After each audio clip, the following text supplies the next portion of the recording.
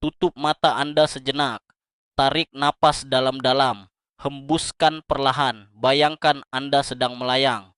Anda berada jauh dari hiruk-pikuk dunia, jauh dari suara kota yang bising. Anda melayang di lautan kegelapan yang dihiasi oleh jutaan berlian kecil, bintang-bintang. Ruang angkasa selalu memanggil kita. Ia menawarkan kedamaian yang tak berujung, keheningan yang absolut, sebuah tempat di mana waktu seolah berhenti berdetak. Namun, di balik selimut kosmik yang menenangkan ini, terdapat sebuah paradoks yang menakjubkan. Tempat yang tampak paling tenang di alam semesta ini sebenarnya adalah lingkungan yang paling bermusuhan bagi kehidupan. Mengapa demikian? Mengapa mimpi kita untuk berlayar bebas di antara rasi bintang selalu terhalang oleh kenyataan biologis kita? Hari ini, kita akan memulai sebuah perjalanan. Kita akan melepaskan diri dari gravitasi bumi. Kita akan menjelajahi kedalaman kosmos. Dan kita akan menemukan kebenaran yang mengejutkan. Alasan sebenarnya mengapa tidak ada satupun dari kita yang bisa bertahan hidup di luar angkasa dalam. Persiapkan diri Anda, rileks. Biarkan suara ini membimbing Anda menembus kegelapan. Sejak awal peradaban, manusia selalu menatap langit malam. Kita memetakan rasi bintang. Kita mengarang mitos tentang dewa-dewi yang bersemayam di atas awan. Dan pada abad ke-20, kita akhirnya berhasil melangkah keluar. Kita mengirim astronot ke orbit bumi. Kita bahkan telah meninggalkan jejak kaki di debu abu-abu bulan. Namun, semua perjalanan ini memiliki satu kesamaan. Mereka masih berada di bawah payung perlindungan rumah kita. Sebagian besar misi luar angkasa manusia terjadi di orbit rendah bumi. Di sana, kita masih dilindungi oleh medan magnet bumi yang raksasa. Magnetosfer kita menangkis bahaya terburuk yang dilemparkan kosmos kepada kita. Bulan, meskipun jauh, masih berada di ambang pintu kosmik kita. Tetapi, luar angkasa dalam adalah cerita yang sama sekali berbeda. Luar angkasa dalam dimulai di mana pengaruh perlindungan bumi memudar menjadi ketiadaan. Di sana tidak ada perisai, tidak ada penyaring. Hanya ada bentangan tak berujung dari ruang hampa, radiasi murni, dan gaya-gaya alam yang bekerja tanpa ampun. Tubuh manusia adalah mesin ajaib, tetapi ia berevolusi selama jutaan tahun, hanya untuk satu lingkungan khusus. Permukaan planet berbatu dengan tekanan atmosfer 1 bar, air cair, dan pelindung magnetik. Ketika kita mengambil tubuh ini dan memindahkannya ke luar angkasa dalam, hukum fisika dan biologi bertabrakan dengan cara yang tidak pernah kita bayangkan. Mari kita mulai dengan ketiadaan itu sendiri. Kekosongan vakum. Banyak yang mengira ruang angkasa adalah tempat yang kosong tanpa arti. Tetapi mari kita patahkan sebuah mitos fiksi ilmiah yang terkenal. Jika Anda melayang di ruang hampa tanpa pakaian pelindung, tubuh Anda tidak akan meledak secara dramatis. Kulit kita sebenarnya adalah perisai yang sangat elastis dan kuat. Ia mampu menahan tekanan internal organ kita. Namun, bahaya vakum jauh lebih sunyi dan lebih cepat. Bayangkan paru-paru Anda. Mereka berevolusi untuk menukar gas di bawah tekanan udara. Di ruang hampa, tekanan itu hilang seketika. Jika Anda menahan napas secara naluriah, udara di dalam paru-paru Anda akan mengembang dengan kecepatan luar biasa, merobek jaringan paru-paru yang rapuh. Udara yang dipaksa keluar dari tubuh kita membawa serta nyawa. Tanpa tekanan atmosfer, tubuh Anda kehilangan oksigen. Ini bukan sekadar tidak bisa bernapas. Vakum antariksa akan secara aktif menarik oksigen keluar dari aliran darah Anda. Darah Anda yang tadinya membawa kehidupan ke otak, kini menjadi hampa. Dalam waktu kurang dari 15 detik, darah yang kekurangan oksigen ini akan mencapai otak Anda. Anda tidak akan merasakan sakit yang berkepanjangan. Otak akan mematikan fungsinya untuk menghemat energi. Kegelapan yang menenangkan akan menyelimuti pandangan Anda. Anda akan kehilangan kesadaran secara damai, hanyut dalam pelukan hipoksia sebelum Anda menyadari apa yang sebenarnya terjadi. Namun, Di balik ketidaksadaran itu, fisika terus bekerja. Kita tiba pada fenomena yang disebut ebulisme. Bayangkan secangkir air yang dipanaskan hingga mendidih. Titik didih cairan bergantung pada tekanan udara di sekitarnya. Semakin rendah tekanan, semakin mudah cairan itu mendidih. Di ruang hampa absolut, titik didih cairan turun hingga di bawah suhu normal tubuh manusia. Ini berarti kelembapan di mata Anda, air liur di mulut Anda, dan cairan di paru-paru. Anda akan mulai mendidih pada suhu tubuh normal. Astronot yang pernah mengalami kebocoran pakaian pelindung dalam uji coba melaporkan sensasi air liur yang mendidih di lidah mereka. Sebuah pengingat betapa rentannya air kehidupan di dalam kekosongan. Selain tekanan, ada masalah suhu. Apa suhu ruang angkasa? Jawabannya adalah ekstrim. Ruang angkasa itu sendiri tidak memiliki suhu karena tidak ada materi yang cukup untuk menyimpan panas. Namun, jika Anda berada di tempat yang teduh, jauh dari bintang manapun, suhu anjlok ke titik yang membekukan jiwa. Angkanya mendekati minus 270 derajat Celcius. Hanya beberapa derajat di atas nol mutlak.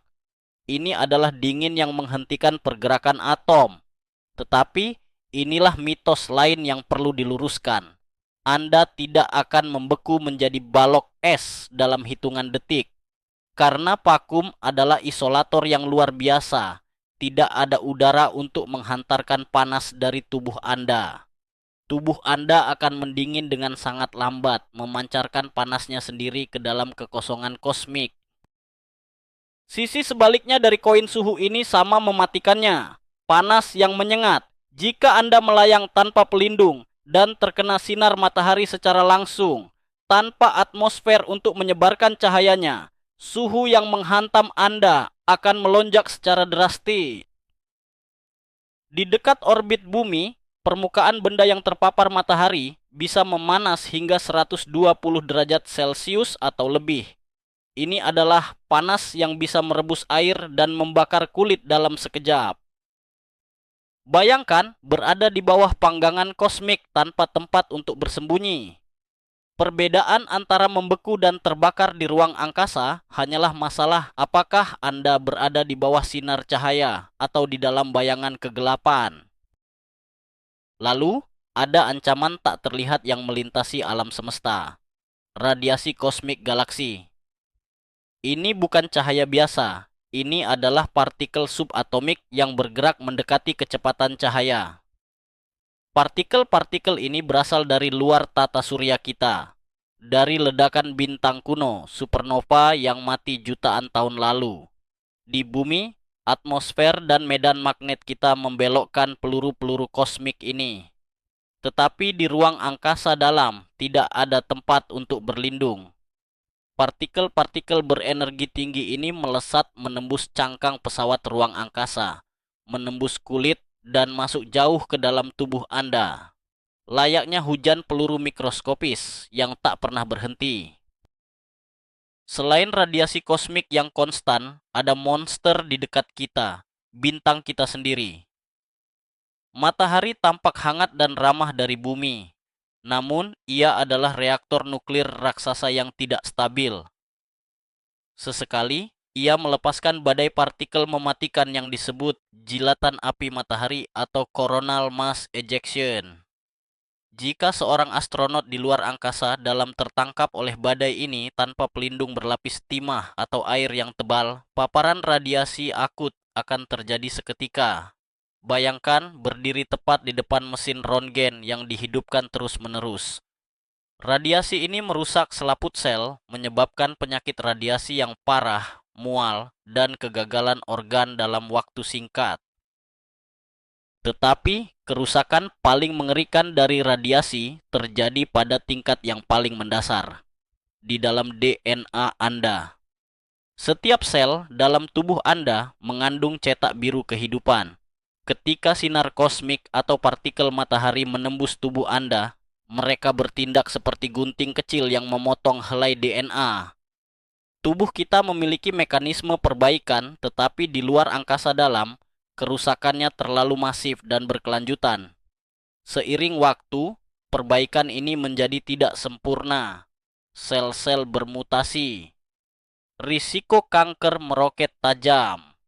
Perjalanan panjang ke Mars misalnya berisiko mengumpulkan begitu banyak kerusakan DNA sehingga tubuh itu sendiri akan berbalik menyerang dirinya sendiri bertahun-tahun setelah misi selesai.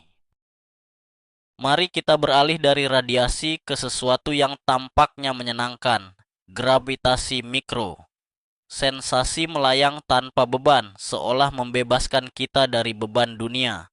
Kita melihat astronot tersenyum sambil berputar di udara. Tetapi gravitasi mikro adalah pembunuh yang bekerja secara perlahan dan diam-diam. Selama jutaan tahun, tubuh manusia dirancang untuk bekerja melawan tarikan konstan gravitasi bumi. Tanpa beban berat ini, tubuh Anda menganggap banyak sistem pendukung utamanya sudah tidak lagi diperlukan. Alam sangat efisien. Apa yang tidak digunakan akan dihilangkan. Efek pertama dari gravitasi mikro menyerang otot Anda. Atrofi otot terjadi dengan cepat. Di bumi, setiap langkah yang Anda ambil, setiap kali Anda berdiri, otot kaki dan punggung Anda bekerja keras. Di ruang angkasa, usaha itu menghilang. Tanpa latihan yang sangat intens, berjam-jam setiap hari, otot-otot Anda mulai menyusut dan melemah. Daging yang dulunya padat menjadi lembek. Tubuh Anda memakan dirinya sendiri karena ia merasa otot-otot besar ini hanyalah pemborosan energi di tempat di mana Anda tidak memiliki berat sama sekali. Bayangkan kehilangan kekuatan Anda, perlahan memudar ke dalam kelumpuhan yang dibawa oleh ketiadaan beban. Lebih dalam dari otot, kerangka Anda juga mulai hancur. Pengeroposan tulang adalah salah satu rintangan terbesar untuk bertahan hidup di ruang angkasa dalam. Tulang kita hidup, mereka terus-menerus merombak diri mereka berdasarkan tekanan fisik yang mereka terima. Tanpa gravitasi yang menekan tulang belakang dan tulang kaki, tubuh berhenti mengirimkan kalsium untuk memperkuatnya.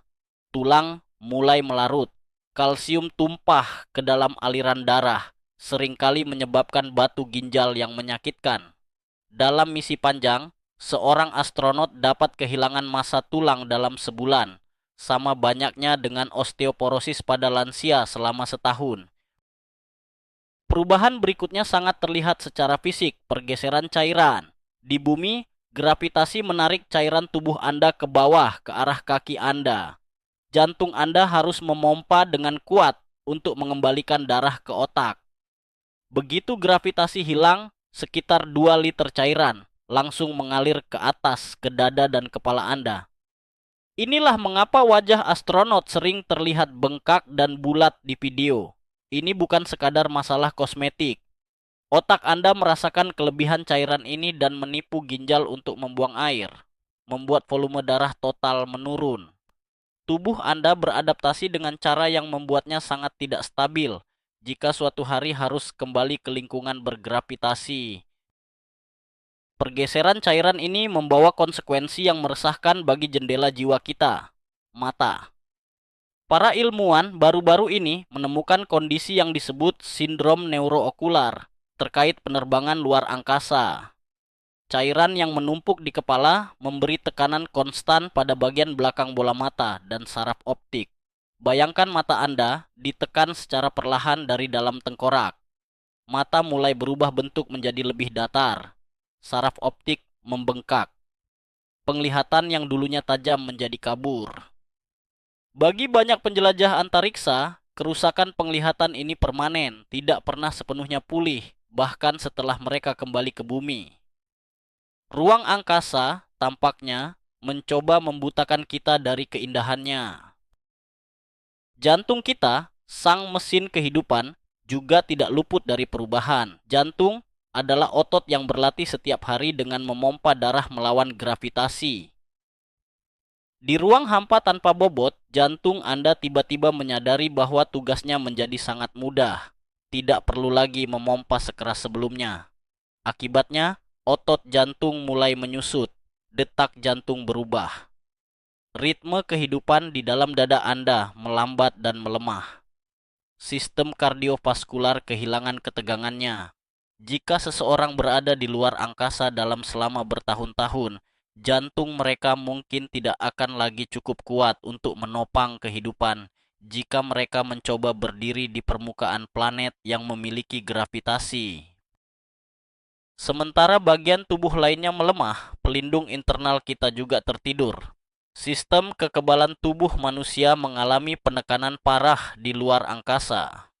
Kombinasi radiasi, kurang tidur, dan gravitasi mikro membuat sel-sel darah putih menjadi lamban. Tubuh kehilangan kemampuannya untuk melawan infeksi dasar. Lebih buruk lagi, mikroba dan bakteri yang secara alami hidup di dalam tubuh kita atau yang terbawa ke stasiun luar angkasa tampaknya menjadi lebih kuat dan agresif di gravitasi mikro. Bayangkan bakteri patogen yang tumbuh lebih cepat sementara tentara kekebalan Anda menjadi lemah. Penyakit ringan di bumi bisa menjadi hukuman mati di ruang angkasa dalam. Mari kita beralih dari bahaya biologis ke bahaya psikologis, jarak. Bayangkan sebuah perjalanan menuju batas tata surya. Titik biru pucat yang kita sebut bumi perlahan mengecil, menyusut menjadi sebuah titik cahaya yang tidak bisa dibedakan dari bintang lain, hingga akhirnya hilang di telan kegelapan. Isolasi ini sangat mendalam. Sepanjang sejarah, penjelajah terhebat pun masih bisa merasakan bumi di bawah kaki mereka, atau melihat lautan yang terhubung ke rumah. Di ruang angkasa dalam, keterputusan itu absolut. Kesadaran bahwa Anda berada jutaan mil dari segala sesuatu yang Anda kenal dapat menghancurkan pikiran manusia yang dirancang untuk bersosialisasi. Dan seiring dengan jarak datanglah keheningan, keheningan absolut yang memekakkan telinga. Ruang hampa tidak memiliki medium bagi gelombang suara untuk merambat. Jika sebuah kapal meledak di sebelah Anda tidak akan mendengar apa-apa. Di dalam pesawat luar angkasa hanya ada suara dengungan kipas, suara pompa sistem pendukung kehidupan, dan detak jantung Anda sendiri. Monotoni pendengaran ini bisa menyebabkan halusinasi sensori. Pikiran manusia yang lapar akan rangsangan akan mulai menciptakan suara-suara yang tidak ada. Bisikan di dalam gelap, suara langkah kaki di modul yang kosong. Ruang angkasa bermain dengan pikiran sebelum ia menyentuh tubuh. Di dalam kepompong logam ini, waktu pun kehilangan maknanya. Di bumi, tubuh kita disetel pada ritme sirkadian siklus 24 jam, didorong oleh terbit dan terbenamnya matahari. Di luar angkasa dalam, siang dan malam adalah konsep masa lalu. Meskipun lampu dimatikan secara buatan, tubuh merasakan ketiadaan isyarat alam. Jam biologis menjadi kacau balau, tidur menjadi terpotong-potong dan dangkal. Astronot sering mengalami kelelahan kronis. Kurang tidur ini menggerogoti kewarasan, memperlambat waktu reaksi, dan memicu depresi. Tanpa pelukan malam bumi, tubuh lupa bagaimana cara beristirahat dengan benar.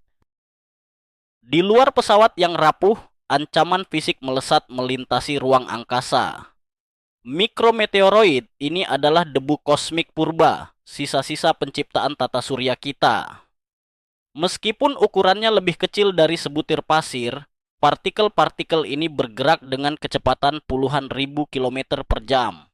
Ini bukan peluru biasa, ini adalah proyektil hiperkecepatan. Jika satu partikel kecil menghantam modul pesawat, ia dapat menembus logam tebal, seolah-olah itu adalah kertas tisu.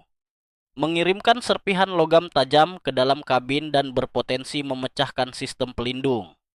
Anda tidak akan pernah melihatnya datang. Hanya akan ada ledakan kecil udara yang melarikan diri ke ruang hampa. Selain alam, manusia juga telah menciptakan bahaya mereka sendiri. Di area orbit bumi, sampah antariksa menjadi ancaman besar.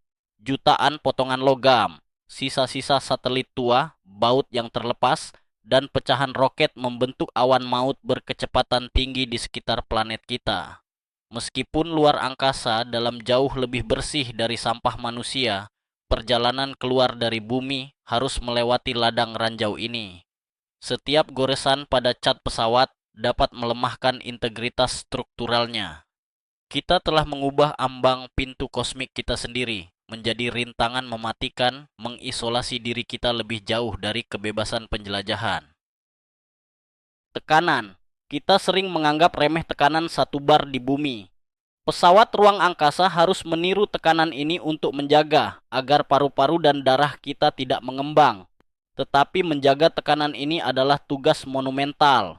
Setiap struktur, setiap segel di pintu palka pesawat menahan kekuatan luar biasa dari vakum yang terus-menerus mencoba merobek jalan masuk. Jika terjadi kebocoran sekecil lubang jarum, gas berharga di dalam pesawat perlahan akan habis. Hidup di dalam pesawat luar angkasa adalah hidup di dalam gelembung sabun yang sangat tipis, di mana satu tusukan berarti akhir dari segalanya. Alam semesta ingin kita hancur. Jika astronot harus keluar dari pesawat untuk melakukan perbaikan, mereka menghadapi musuh lama dari para penyelam laut dalam, penyakit dekompresi. Baju pelindung luar angkasa dirancang dengan tekanan udara yang lebih rendah dari kabin untuk memungkinkan kelenturan bergerak. Ketika astronot berpindah dari lingkungan tekanan tinggi ke baju tekanan rendah, nitrogen yang terlarut dalam darah mereka bisa membentuk gelembung udara. Gelembung-gelembung ini dapat menyumbat aliran darah, menyebabkan rasa sakit yang luar biasa pada persendian, dan dalam kasus yang parah, dapat memicu kelumpuhan atau kematian seketika. Transisi sekecil apapun menuntut kehati-hatian yang absolut. Bahaya juga mengintai di permukaan dunia lain. Bayangkan pendaratan di bulan atau asteroid di luar angkasa dalam. Di bumi, angin dan air telah mengikis debu menjadi partikel bulat dan halus. Tetapi tanpa cuaca di ruang hampa, debu kosmik seperti regolit bulan mempertahankan tepi setajam silet yang mikroskopis. Debu ini sangat halus, mampu menempel di mana saja, dan menyusup ke dalam pakaian pelindung. Jika terhirup, partikel tajam ini dapat bersarang jauh di dalam paru-paru, merobek jaringan secara mikroskopis, dan menyerupai menghirup pecahan kaca murni. Keindahan debu kosmik menyembunyikan sisi mematikannya. Kita juga kehilangan jangkar fundamental kita terhadap kenyataan, navigasi saraf. Di bumi, telinga bagian dalam kita dengan sempurna memberitahu kita di mana posisi atas dan bawah.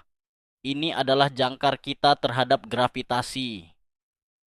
Di ruang angkasa, jangkar ini hilang sama sekali. Otak menerima sinyal yang membingungkan. Mata melihat posisi atas, tetapi sistem keseimbangan di telinga tidak merasakan apa-apa.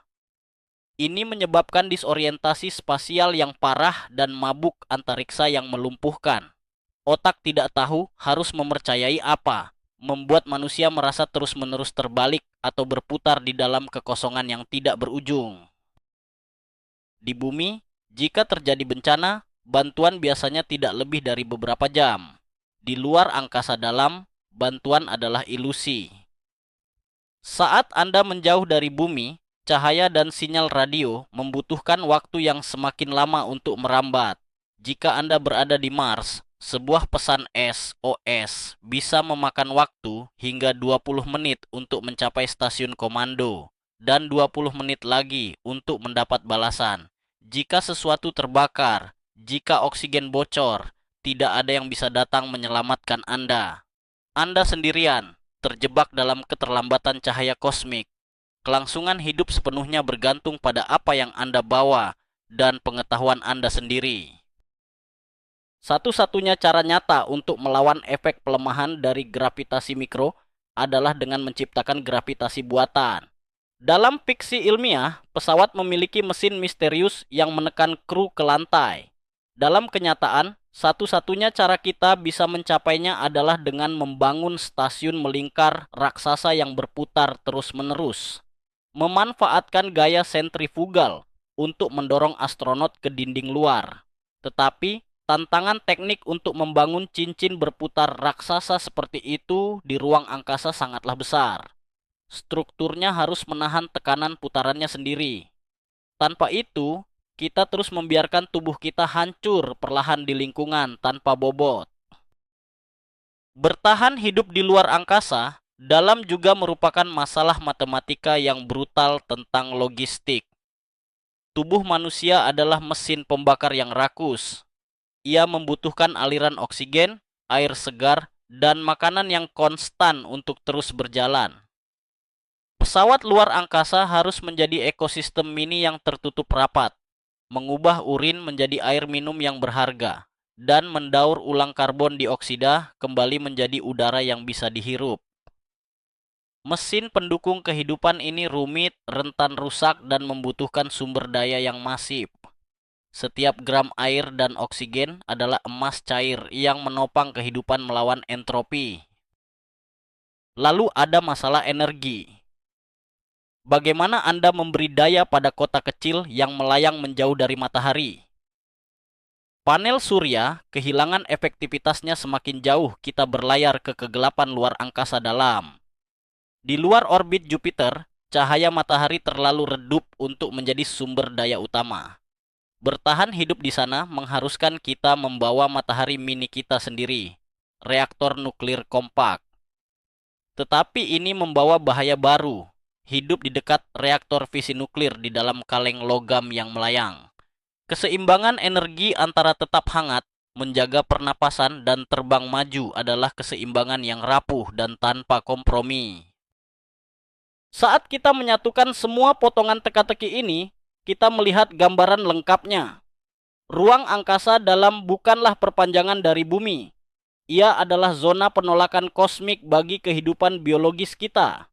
Setiap sel, setiap tarikan napas, setiap detak jantung kita diciptakan oleh dan untuk planet biru kita. Mengirim manusia ke bintang-bintang bukan hanya masalah membangun roket yang lebih besar.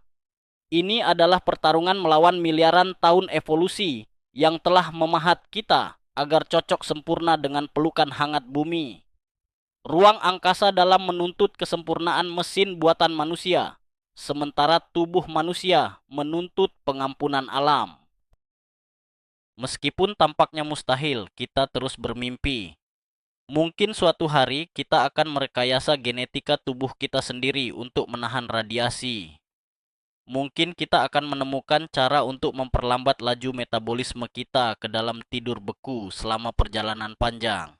Namun, untuk saat ini, ruang angkasa dalam tetap menjadi lautan misteri yang tidak bisa kita lewati tanpa perisai buatan kita. Memahami alasan mengapa kita tidak bisa bertahan hidup di sana bukanlah sebuah kekalahan. Sebaliknya, ini adalah sebuah apresiasi yang mendalam terhadap betapa istimewanya, betapa langkanya, dan betapa berharganya kehidupan di atas bola batu biru di mana kita dilahirkan. Kita telah melayang sangat jauh hari ini. Dari batas atmosfer bumi yang melindungi kita, masuk ke dalam jurang kekosongan vakum yang dingin dan tanpa henti. Kita telah melihat bagaimana ketiadaan udara, radiasi yang menari di dalam sel kita, dan keheningan yang menelan segalanya, membuat ruang angkasa dalam menjadi tempat yang tidak ramah bagi kehidupan. Setiap kesulitan ini mengajarkan kita satu pelajaran berharga, betapa rapuhnya sekaligus betapa menakjubkannya mesin biologis yang kita sebut tubuh manusia ini. Kini, rasakan kembali beban gravitasi di bawah Anda. Tarik napas, rasakan udara yang memenuhi paru-paru Anda dengan mudah. Anda aman, Anda berada di bumi, satu-satunya oasis kosmik yang kita ketahui. Terima kasih telah menemani kami dalam perjalanan melintasi kegelapan ini. Jika Anda menemukan kedamaian atau keajaiban dalam cerita ini, mohon pertimbangkan untuk menekan tombol suka dan berlangganan ke saluran kami, agar kita bisa kembali menjelajahi alam semesta bersama-sama. Sebelum Anda pergi, kami memiliki satu pertanyaan untuk Anda renungkan. Jika Anda ditawari tiket satu arah ke bintang terjauh, dengan semua risiko yang baru saja kita jelajahi, apakah Anda akan mengambilnya? Beritahu kami di kolom komentar.